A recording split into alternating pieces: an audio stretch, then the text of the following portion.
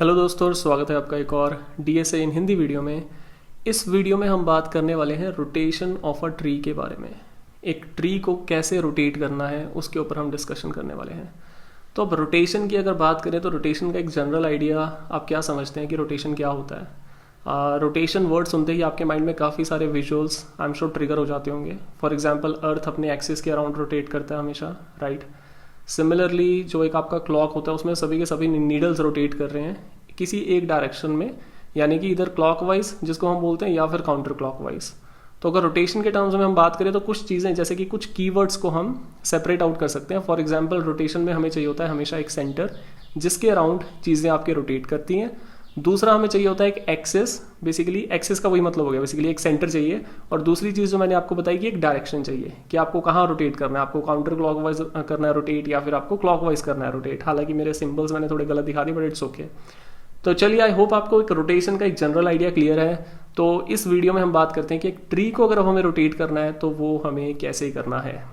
अच्छा, इससे पहले आपके माइंड में एक ये भी शायद क्वेश्चन आ रहा होगा कि ट्री को रोटेट करना क्यों है। तो इसके लिए मैं आपको लेकर जाना चाहूँगा वापस अपने चाइल्डहुड में, यानी कि अपने बचपन में। आपको याद होगा एक झूला होता है सीसॉ, जिसमें कि जो इस तरह से कुछ होता है कि दोनों तरफ उसके बच्चे बैठते हैं और वो इस हिसाब से वो थोड़ा रोटेशन दिखाता है। मतलब बेसिकली इतना नहीं कि पूरा ही रोटेट हो जाता है बट उसका कुछ डिग्री ऑफ रोटेशन होता है। एंड आप इमेजिन कीजिए कि अगर उस झूले पे एक तरफ बहुत ज़्यादा बच्चे बैठ चुके हैं और दूसरी तरफ एक ही बच्चा बैठा है तो क्या होगा, उसमें इम्बैलेंस क्रिएट हो जाएगा। और उस इम्बैलेंस को ओवरकम करने के लिए हमें क्या करना पड़ेगा, हमें कुछ बच्चों को उठाकर दूसरी तरफ भेजना पड़ेगा। तो अब आपको याद होगा कि पिछले वीडियो में मैंने आपसे कहा था कि जो ट्री होता है, BST जो होता है हमारा बाइनरी सर्च ट्री, वो भी हमारा इम्बैलेंस हो जाता है। और इंटरेस्टिंग पॉइंट क्या है, मतलब कि जो कंप्यूटर साइंस है वो पूरा का पूरा इंस्पायर्ड है रियल वर्ल्ड जो हमारे इंसिडेंट्स होते हैं। तो बाइनरी सर्च ट्री भी अगर आपका इम्बैलेंस हो जाता है तो वहाँ पर भी हमें रोटेशंस परफॉर्म करने पड़ते हैं।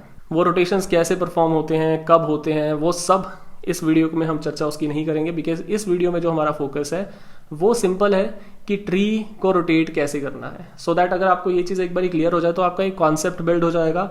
उस कॉन्सेप्ट को यूज़ कैसे करना है वो हम देखेंगे एक फ्यूचर वीडियो के अंदर। तो चलिए फिर स्टार्ट करते हैं अपनी डिस्कशन। सबसे पहले मैं यहाँ पर बना लेता हूँ एक ट्री। तो ये है हमारे पास एक ट्री, जैसा कि आप देख पा रहे हैं। यहाँ पर जो A है ये है आपका रूट नोड, राइट। उसके बाद आपके पास एक B नोड है, एक आपके पास है C नोड। अब रेफरेंस के लिए मैंने सिर्फ यही 3 नोड्स यहाँ पे ड्रॉ किए हैं। अच्छा, एक चीज़ और, यहाँ पर हम एज्यूम कर रहे हैं कि जो A का सब ट्री है वो है T1, B का जो सब ट्री है वो है T2, C का जो सब ट्रीज हैं यानी कि लेफ्ट सब ट्री और राइट सब ट्री वो है T3 और T4। तो आई होप आपको ये चीज़ क्लियर है, यानी कि आपको इसमें कुछ डाउट नहीं है। जो आपके T1, T2, T3 और T4 हैं ये आपके क्या हैं, ये सब आपके सब ट्रीज हैं बेसिकली, यानी कि इसमें आप कोई भी वैल्यूज हो सकती हैं। अच्छा, क्या इनमें से कोई भी ट्री नन हो सकता है? डेफिनेटली हो सकता है, कोई प्रॉब्लम नहीं है। क्योंकि हो सकता है कि A का जो ये T1 है यानी कि जो आपका राइट सब ट्री है A का, हो सकता है कि वो नन वैल्यू हो, उसमें मतलब कोई भी इशू नहीं है उस चीज़ में। तो अब सोचते हैं कि, या फिर अब डिस्कस करते हैं कि कैसे हम रोटेशन परफॉर्म कर सकते हैं एक ट्री के अंदर और उसका इम्पैक्ट क्या होगा। ये दोनों चीज़ों को समझने की कोशिश करते हैं। तो जैसा कि मैंने आपको बताया कि जो रोटेशन होती है वो हमेशा एक सेंटर के अराउंड होती है। तो मान लीजिए मेरा सेंटर है यहाँ पर A, यहाँ पर हम एक डॉट लगा देते हैं। इसको बेसिकली हम एक्सिस भी बोल सकते हैं जिसके अराउंड मेरी रोटेशन होने वाली है। और हम यहाँ पर परफॉर्म करने की कोशिश करते हैं क्लॉकवाइज डायरेक्शन में रोटेशन, यानी कि राइट डायरेक्शन में रोटेशन। वो मैं आपको बना के दिखा देता हूँ।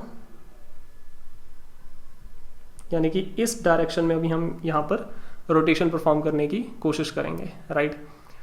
अब आप सोच कर देखिए कि अब अगर मैं इस तरफ को, इस ट्री को मूव करने की कोशिश कर रहा हूँ, यानी कि इस तरफ को मैं अपने ट्री को रोटेट करवाने की कोशिश कर रहा हूँ, तो होगा क्या, जो मेरा B नोड है वो ऊपर की तरफ मूव करना स्टार्ट कर देगा, राइट। जो A नोड है वो मेरा ऑटोमेटिकली नीचे की तरफ आना शुरू कर देगा। तो चलिए एक और यहाँ पर विजुअल बना के इस चीज़ को थोड़ा और समझने की कोशिश करते हैं। यहाँ पर आई होप आपको एक्सिस का और आपको डायरेक्शन का कॉन्सेप्ट क्लियर हो चुका है, यानी कि आपका जो एक्सिस है वो किस एक्सिस के अराउंड हम रोटेशन कर रहे हैं, that is the first thing. Second thing हमारा कि आपका जो रोटेशन का डायरेक्शन क्या है। और डायरेक्शन के कंटेक्स्ट में मैंने आप लोगों से डिस्कस किया है कि आपका या तो क्लॉकवाइज हो सकता है, या फिर मैं एक्चुअली इसको प्रिसाइज टर्म्स में लिखता हूँ जो कि हम यूज़ करते हैं कंप्यूटर साइंस में, या तो राइट हो सकता है रोटेशन आपका, या फिर आपका हो सकता है लेफ्ट रोटेशन। तो अब हम इसी एग्जाम्पल को एक्सपेंड करते हैं, इसको रोटेट करके देखते हैं। इसको मैं काम करता हूँ, दोबारा से यहाँ पे कर लेता हूँ ड्रॉ, और थोड़ा सा इस बार इसको हम छोटा ड्रॉ करते हैं सो दैट और डायग्राम्स बनाने ईजी हो जाए। तो अब जैसा कि मैंने आपसे डिस्कस किया कि हम इस एक्सिस के अराउंड रोटेट करने वाले हैं, हम ए को मानने वाले हैं अपना सेंटर नोड, और रोटेशन जो हम परफॉर्म करने वाले हैं वो है आपकी राइट रोटेशन। अब जैसे ही हम रोटेशन परफॉर्म करेंगे तो होगा क्या कि आपका जो बी नोड है वो ऐसे ऊपर की तरफ जाना शुरू करेगा और ए नोड जो है आपका वो नीचे की तरफ आना स्टार्ट करेगा। ठीक है, तो इससे होगा क्या कि ए का जो एक रूट होने का एक जिसको बोल सकते हैं डेजिग्नेशन है, वो ए के हाथ से चला जाएगा। लेकिन यहाँ पर बात हो रही है कोलैबोरेशन की, तो ए को बी के साथ मिलकर काम करना पड़ेगा। ए को बी के साथ मिलकर काम क्यों करना पड़ेगा? क्योंकि अदरवाइज दोनों की जिंदगी में यहाँ पर बैलेंस चल रहा है। अगर आप देखेंगे इम्बैलेंस का क्या मतलब होता है, हमने पिछले वीडियो में भी देखा था कि आपका जो ट्री है वो एक लिंक्ड लिस्ट जैसा बन जाता है। तो अब ए के लिए जरूरी ये नहीं है कि वो रूट बना रहे, ए के लिए जरूरी ये है कि जो ओवरऑल ट्री का स्ट्रक्चर है वो बैलेंस्ड रहे। तो इसीलिए ए कहता है कि मुझे कोई प्रॉब्लम नहीं है, मैं अपना जो रूट वाला मेरा डेजिग्नेशन है उसको मैं छोड़ने को तैयार हूँ, वो मैं बी को देने को तैयार हूँ, अगर इससे हमारे लाइफ में बैलेंस वापस आता है, अगर इससे लोग हमें BST दोबारा से कहना स्टार्ट करते हैं और हमें लिंक्ड लिस्ट कह के चिढ़ाते नहीं हैं। राइट, तो अब होता क्या है, ए मान जाता है और ए मूव करना स्टार्ट करता है। तो मान लीजिए जो आपका ए है वो आपका आ गया यहां पर। अब ए यहां पर आया, सिमिलरली जो आपका बी है, अब बी बन जाएगा आपका फिर से एक नया रूट, यानी कि इस तरीके का कुछ अगर आप देखें कि रोटेशन जब हो रहा है, बी यहां पर आएगा, ए नीचे की तरफ मूव करेगा। राइट, तो इस तरीके से कुछ नजर आएगा। अच्छा, अगर मैं बात करूं कि जो बी का लेफ्ट चाइल्ड है वो सी, तो वो सेम ही रहेगा, उसमें कुछ डिफरेंस यहाँ पे नहीं आया। लेकिन आपने एक चीज नोटिस की होगी कि जैसे ही बी यहां पर गया तो बी को तो अपना नया एक तरह से RST मिल गया, यानी कि राइट सब ट्री मिल गया। तो यहाँ ब्रेक कौन हो गया? यहाँ पे ब्रेक हो गया आपका T2। तो बी कहता है कि जो भी मेरे रूट बनने के रास्ते में आएगा वो मैं उसको अपने साथ नहीं रखूंगा, तो उसने T2 से यहाँ पर कर लिया एक तरह से ब्रेकअप। तो अब T2 और बी अब साथ में नहीं है, T2 हो चुका है डिफरेंट। सो T2 को हम यहाँ साइड में अलग से रख लेते हैं। उसके बाद अगर हम बात करें कि सी का जो हमारे सब ट्रीज हैं, यानी कि T3 और T4, इनमें कोई भी डिफरेंस कुछ खास यहाँ पर नहीं आया, क्योंकि दोनों सी के साथ ही कनेक्टेड थे, अभी भी दोनों सी के साथ ही कनेक्टेड हैं। अच्छा, अगर हम बात करें T1 की, जो कि आपका ए का सब ट्री था, उसको भी कुछ खास फर्क यहाँ पर नहीं आया इस रोटेशन से, क्योंकि वो भी ए के साथ ही कनेक्टेड था और अब भी वो ए के ही साथ कनेक्टेड रहेगा। तो अब बारी आती है, ये सब मिलकर बोलते हैं कि बहुत ही बढ़िया है कि हमें तो अपना बैलेंस मिल गया, लेकिन इस चक्कर में हम T2 के साथ गलत क्यों होने दें, यानी कि हम T2 को बाहर क्यों छोड़े? वो भी आफ्टर ऑल हमारे ही ट्री का पार्ट है। वो भी एक तरह से अगर हम बात करें कि एक ट्री एक पूरा फैमिली है, तो वो फैमिली का ही पार्ट है T2 भी, तो हम उसको ट्री से बाहर नहीं जाने देंगे। लेकिन अब फिर नेक्स्ट क्वेश्चन आता है कि अब इसको रखें कहाँ पर, ये किसका चाइल्ड बने या फिर किसके साथ कनेक्ट करें इसको हम। तो इस पर सभी नोड्स मिलकर डिसाइड करते हैं कि हम एक काम करते हैं, हम इसको रखते हैं BST के रूल्स के हिसाब से, क्योंकि जो भी आपके ट्रीज की फैमिलीज होती हैं उनमें एक रूल चलता है, स्पेशली BST की जो फैमिलीज होती हैं उनमें एक ही रूल चलता है, बाइनरी सर्च ट्री का रूल। वो रूल क्या कहता है कि अगर आपका वैल्यू रूट से कम है तो आपको जाना पड़ेगा LST के अंदर, अगर आपका वैल्यू है रूट से ज्यादा तो आपको जाना पड़ेगा RST के अंदर। तो T2 को सभी कहते हैं कि डोंट वरी, आप आ जाइए दोबारा से ट्री के अंदर, जहां आपको लगता है कि आपकी पोजीशन बनती है आप वहां पर आगे रहिए, किसी को कोई भी प्रॉब्लम नहीं है। तो अब देखिए यहाँ पर जो T2 की अगर हम बात करें तो ऑब्वियस ही बात है कि वो B के RST में था, तो यानी कि उसकी वैल्यू B से बड़ी थी। तो B से अगर वैल्यू बड़ी थी तो ऑब्वियसली उसको इस तरफ को मूव करना पड़ेगा। जब वो B के पास जाएगा, पूछेगा कि मुझे कहाँ रहना है, तो B उसको कहेगा कि आप इस तरफ A से जाके पूछिए, क्योंकि आप मुझसे तो ज़्यादा बड़े हो, तो आपको राइट डायरेक्शन में मूव करना है बेसिकली। तो अब डिसाइड करते हैं, अब A की अगर हम बात करें तो A के वो LST में था, तो यानी कि A से वो छोटा है, तो अब हम उसको कहाँ भेजेंगे? दोबारा से हम उसको भेज देंगे A के LST के अंदर, यानी कि जो आपका फाइनल पोजीशन बनेगा T2 का वो बन जाएगा आपका ये। तो ये हो गया हमारा final tree after the rotation. तो इसमें अगर आपको डिफरेंस समझना है तो आपका डिफरेंस क्या है? अब इसमें ये चीज देखिए कि जो A और B और C इनके बीच में डिफरेंस कितना था। A और C का अगर हम बात करें हाइट का कितना डिफरेंस है, तो यहाँ पे जो आपकी हाइट बन रही थी वो बन रही थी आपकी 2, जबकि जो आपका A का इस तरफ था, इस तरफ कोई भी एक हमें नहीं पता, हो सकता है कि T1 नन ही था। तो जो आपका बैलेंस वेक्टर जो हमने डिस्कस किया था पिछले वीडियो में वो अराउंड 2 के आसपास था अप्रॉक्सीमेटली। अगर हम देखें यहाँ पर, मतलब अप्रॉक्सीमेटली क्या देखना है, एक्चुअल में ही वो 2 ही था, अगर हम बाकी सब नोड्स को नन भी एज्यूम कर लेते हैं। राइट, 2 हो सकता है या फिर उससे ज़्यादा, डिपेंडिंग अपॉन आपके कि T3 की क्या वैल्यू थी, T4 की क्या वैल्यू थी। बट अभी के लिए डिस्कशन के लिए हम ये एज्यूम कर सकते हैं कि जो आपका ट्री था वो लेफ्ट स्क्यूड था। लेकिन जैसे ही हमने रोटेशन परफॉर्म कर दिया, अब आप देख पा रहे हैं कि जो आपका ट्री है वो बहुत ज़्यादा बैलेंस्ड यहाँ पे नज़र आ रहा है। सभी अपनी अपनी लाइफ में फिर से बैलेंस्ड हो चुके हैं। अब ये ट्री आपका लिंक्ड लिस्ट जैसा नहीं दिख रहा, अब ये आपका ट्री के जैसा नज़र आ रहा है। तो यही तो ऑब्जेक्टिव था। ऑब्जेक्टिव क्या था कि हमें बैलेंस क्रिएट करना है। तो अब इन सभी नोड्स को एक चीज़ पता चल गई है कि जब कभी लगे कि आपकी लाइफ में इम्बैलेंस हो रहा है तो हमें क्या परफॉर्म करना है, हमें रोटेशन परफॉर्म करना है, जिससे कि क्या होगा, जो आपका इम्बैलेंस है वो रेक्टिफाई हो जाएगा, राइट। तो ये था हमारा कौन सा रोटेशन किया हमने राइट रोटेशन किया है। लेकिन ज़रूरी नहीं है कि रोटेशन हमेशा राइट ही हो, कभी कभी आपको रोटेशन लेफ्ट भी करना पड़ सकता है। तो एक काम करते हैं, एक एग्जाम्पल हम उसका भी देख लेते हैं कि लेफ्ट रोटेशन कैसे होता है। तो ये आ गया हमारा, ओके मैंने एक्चुअली ना इसको कुछ ज़्यादा ही बड़ा क्रिएट कर दिया है यहाँ पे, इसको मैं कर देता हूँ डिलीट, और अब मैं इसको दोबारा से एक बार इंसर्ट करता हूँ और इसको कर देता हूँ थोड़ा सा छोटा, सो दैट बाकी के डायग्राम्स बनाने हो जाएं ईजी। तो ये हो गया मेरा एक वो वाला एग्जाम्पल जहाँ पे जो आपका ट्री है वो किस तरफ को स्क्यूड है, वो राइट डायरेक्शन में स्क्यूड है। अब अगर आपका ट्री राइट डायरेक्शन में स्क्यूड है तो आपको क्या करना है, चलिए देखते हैं। अब हम करेंगे इसको लेफ्ट की तरफ रोटेट, क्योंकि ये राइट की तरफ ज़्यादा गया हुआ है तो इसको हम थोड़ा सा लेफ्ट की तरफ खींचेंगे। बहुत ही सिंपल सा हिसाब है, मतलब अगर आप इसे समझना है तो बहुत ही सिंपल सा हिसाब है कि अगर कोई ट्री ज़्यादा ही राइट की तरफ चला गया तो थोड़ा सा लेफ्ट की तरफ खींच दो उसको। अगर आपका ट्री लेफ्ट की तरफ ज़्यादा चला गया तो उसको थोड़ा सा पकड़ के राइट की तरफ खींच दो। जस्ट लाइक मतलब आप समझ लीजिए कि एक टग ऑफ वॉर चल रहा है कि जिस तरफ भी बंदे ज़्यादा जा रहे हैं उस तरफ से हटा के दूसरी तरफ खींच दीजिए, सो दैट एक बैलेंस मेंटेन रहे आपका। और यही आइडिया है, इससे ज़्यादा कुछ भी आइडिया यहाँ पर नहीं है। अब अगर इसकी मैं बात करूं तो इसमें ऑब्वियस सी बात है कि जो मेरा रोटेशन है वो इस एक्सिस के अराउंड या फिर इस सेंटर ए को मानते हुए मेरा रोटेशन परफॉर्म होगा, राइट। रोटेशन का जो डायरेक्शन रहेगा वो मेरा रहेगा अपोजिट, यानी कि मेरा रहेगा लेफ्ट डायरेक्शन, इस तरीके से। अब इस केस में भी यही होगा कि बी, जैसे ही मैं इसको खींचूंगा, ए को मैं अपनी तरफ खींचने की कोशिश करूंगा, यानी कि लेफ्ट की तरफ खींचने की मैं कोशिश करूंगा, तो बी मेरा ऊपर की तरफ मूव करना स्टार्ट करेगा, राइट। अब बी हमेशा की तरह, जिसको बोलते हैं कि बहुत एम्बिशियस, बी कहता है कि T2 हमारा साथ यहीं तक था, बिकॉज मुझे अब जाकर रूट बनना है और अपनी जिम्मेदारियों को निभाना है एक रूट बन के।